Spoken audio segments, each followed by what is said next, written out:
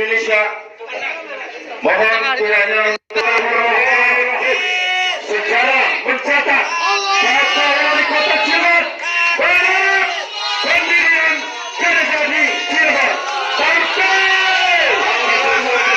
dan Bapak Wakil Wali Kota Cirebon Bapak Haji Saniti pada pendirian gereja di kota Cirebon.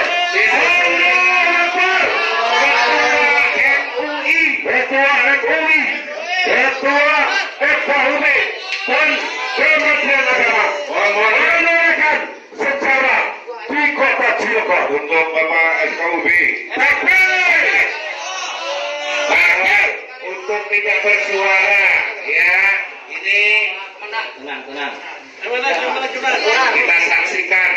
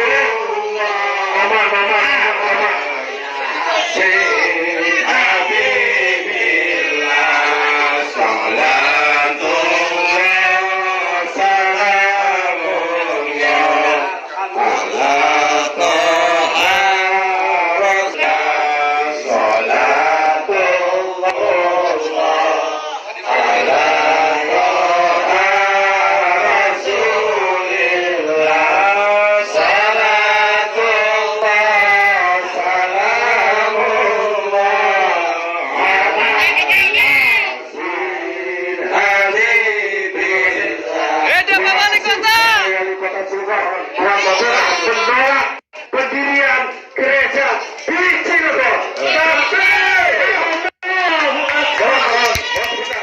Jadi dulu agama itu dimaksudkan untuk mempererat hubungan antara manusia dengan Tuhannya. Di agama ada itu mempererat hubungan antara manusia dan Tuhannya. Tapi sekarang manusia jadi jauh dengan Tuhan karena terlalu sibuk dengan urusan agama, Pak. Jadi ironis, agama itu diturunkan agar manusia dekat dengan Tuhan, tapi sekarang ini banyak manusia ini jauh dengan Tuhan karena sibuk dengan urusan agama. Jadi kita sibuk, yang Muslim mendirikan masjid, mendirikan musola, yang Kristen mendirikan gereja, itu Buddha dan seterusnya, tetapi lupa bagaimana Tuhan itu mengajarkan kepada kita semua, makhluknya itu, untuk berbuat baik kepada orang lain, saling mengasihi kepada orang lain, saling mencintai, saling menghormati satu sama lain. Kita seringkali melupakan itu, Pak. Hanya gara-gara perbedaan agama, perbedaan keyakinan, kita bermusuhan satu sama yang lain, padahal sama-sama warga bangsa Indonesia, sama-sama makhluk Tuhan. Kadang-kadang begitu kita ini. Nah, tadi sebagaimana Pak Sekjen sampaikan, tugas saya di Kementerian Agama, ya untuk itu Pak, mengembalikan spirit ini, bahwa agama itu yang mendekatkan manusia kepada Tuhan. Kalau manusia sudah dekat kepada Tuhan, maka tidak ada lagi manusia yang saling membenci karena sudah dekat dengan Tuhan. Tidak ada lagi gara-gara pilihan politik kemudian agamanya berbeda jadi musuh-musuhan, tidak ada Pak. Tidak ada lagi penolakan pendirian rumah ibadah sebagaimana gereja HKBP di Cilegon. Saya laporan nih Pak Evorus dan Pak Sekjen dan seluruh jajaran, di Cilegon, kota Cilegon itu masih ada gereja HKBP yang ditolak pendiriannya oleh wali kota. Kami di Kementerian Agama sudah berkali-kali menyampaikan dan mendatangi Pak Wali Kota supaya izin ini dikeluarkan.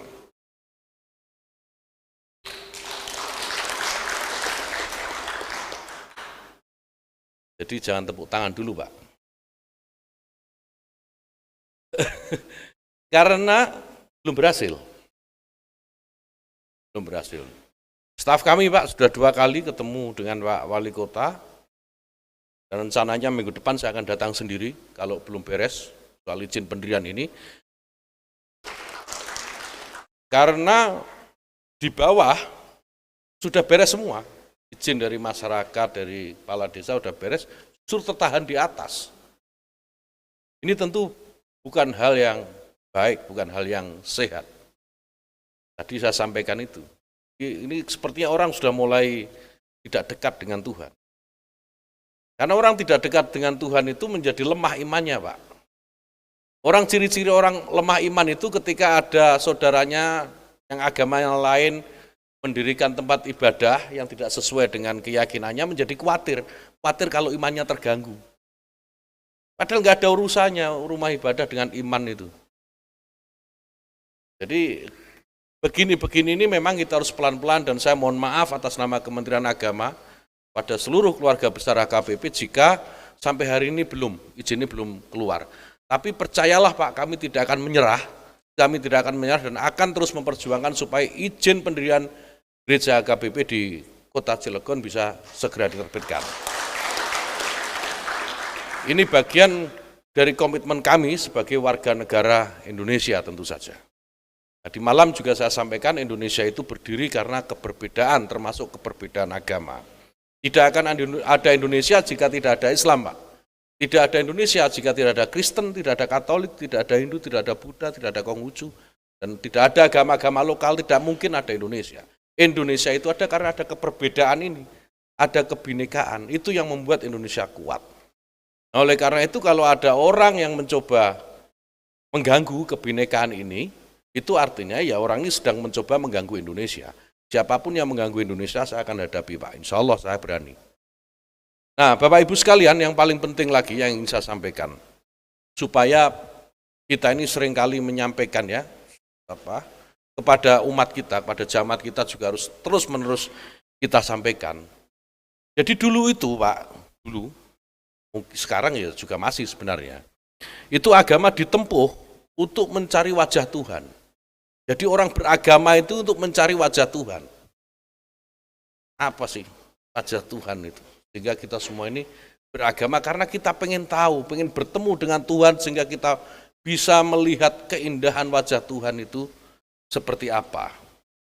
Nah, tetapi sekarang orang lebih sibuk cari muka di hadapan Tuhan, Pak. Itu yang jadi masalah. Ya kan? Di depan banyak orang kelihatan paling takwa, di depan banyak orang kelihatan paling saleh. Tapi di belakang siapa yang tahu? Ada yang tahu, Pak? Ya. Tetap melakukan kejahatan, tetap melakukan kemaksiatan, tidak tahu kita. Cuman kalau di depan orang sih cari muka, kelihatan yang paling beriman, paling saleh. Begini ini banyak, Pak. Orang-orang jenis begini nih. Ini banyak yang cuma cari muka di hadapan Tuhan. Bukan ingin melihat wajah Tuhan. Orang kalau ingin melihat wajah Tuhan, pasti akan berusaha bagaimana bisa mendekat kepada Tuhan. Karena kalau jauh, bagaimana kita bisa melihat wajahnya. Supaya kita bisa melihat wajahnya, maka kita harus dekat. Dekat dengan Tuhan itu artinya dekat dengan kebaikan. Tidak melakukan riak kalau di agama Islam, Pak. Riak itu ibadah yang ditunjuk-tunjukkan kepada orang seolah-olah paling soleh. Jadi kalau ada orang buka warung di bulan puasa, ditutup atas nama menghormati yang sedang berpuasa. Tapi setelah operasi warung-warung buka itu di rumah dia makan juga, Pak. Bikin Indomie goreng, Pak. Biasa itu. Karena cuma cari makan di hadapan Tuhan. Cuma cari muka di hadapan Tuhan. Bukan mencari wajah Tuhan. Nah, mudah-mudahan silaturahmi kita sore hari ini, siang hari ini yang sangat luar biasa dan singkat tapi mudah-mudahan penuh makna, Bapak Ibu sekalian. Ini akan memperbaiki semua ini. Kondisi keumatan kita ini harus jujur. Kenapa kita ini kadang-kadang merasa tidak selesai nih urusan keumatan? Gak pernah selesai, ada saja. Karena kita ini gak pernah jujur. Bahwa kita ini punya masalah. Islam punya masalah, Kristen punya masalah, Katolik, semuanya. Semua agama ini punya masalah internal agamanya masing-masing, tetapi kita tidak pernah mengakuinya secara jujur. Sehingga seringkali kita tidak mampu menyelesaikan masalah itu. Jadi mari mulai sekarang saya ajak nih semuanya untuk jujur kepada masalah-masalah keagamaan kita ini, masalah keumatan kita, agar kita bisa selesaikan ini bersama-sama.